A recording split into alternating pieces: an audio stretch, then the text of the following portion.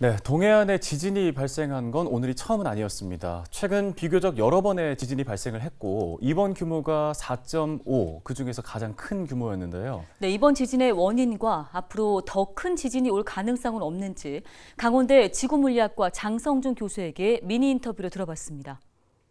네, 동해에서 지금 계속적으로 지진이 발생을 하고 있고 그로 인해서 국민들의 불안도 심할 텐데 그러니까 며칠 전에서 발생한 그 지진 중에서 최대 규모의 지진이 3.5였는데 오늘은 규모가 1이 커졌어요. 그래서 숫자 1밖에 커진 것처럼 보이지 않지만 에너지로는 32배가 커졌습니다. 그러니까 엄청나게 큰 규모의 지진이 오늘 발생을 한 거죠. 이전에 발생한 지진에 비해서는요.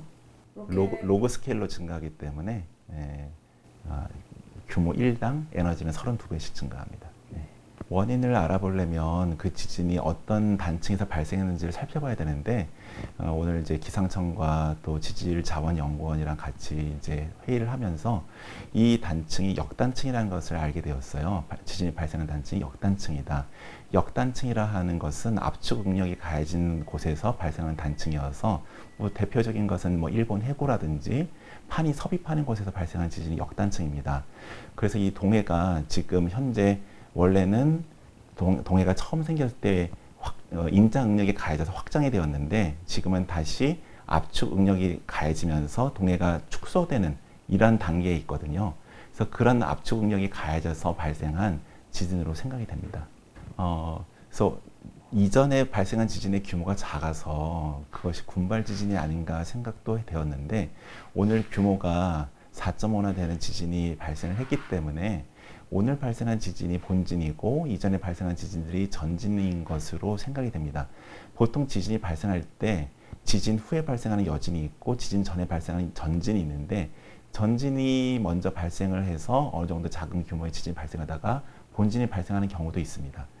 그래서 만약 이 말이 맞다면 오늘 발생한 지진이 본진이 되고 앞으로도 계속 지진이 발생을 할 텐데 그 지진은 여진이 되고 따라서 규모는 오늘 발생한 지진에 비해서는 작아지지 않을까 조심스럽게 예측해 봅니다. 완전히 배제할 수는 없죠. 자연 현상을 해석함에 있어서 100% 확신하다고 얘기할 수는 없습니다. 그러니까 오늘 발생한 지진보다 더 큰 규모의 지진이 발생할 가능성도 배제할 수는 없으나 대체적으로는 오늘 지진이 본진이 되고 앞으로는 여진은 규모가 좀 더 작은 여진이 발생할 가능성이 더 높다고 생각이 됩니다. 그래서 너무 염려하실 필요가 없는 게 쓰나미가 발생할 정도의 규모는 적어도 규모 6 이상은 돼야 됩니다. 근데 우리나라 해안에서 그러니까 뭐 현대 지진계가 설치된 이후로 규모 6이 넘는 지진이 발생한 적은 없거든요. 그래서 뭐 가능성이 없지는 않지만 현재 발생한 지진 가지고 쓰나미를 염려하실 필요는 아직은 없다. 하지만 앞으로 더 큰 지진이 발생한다면 발생할 가능성은 늘 있다.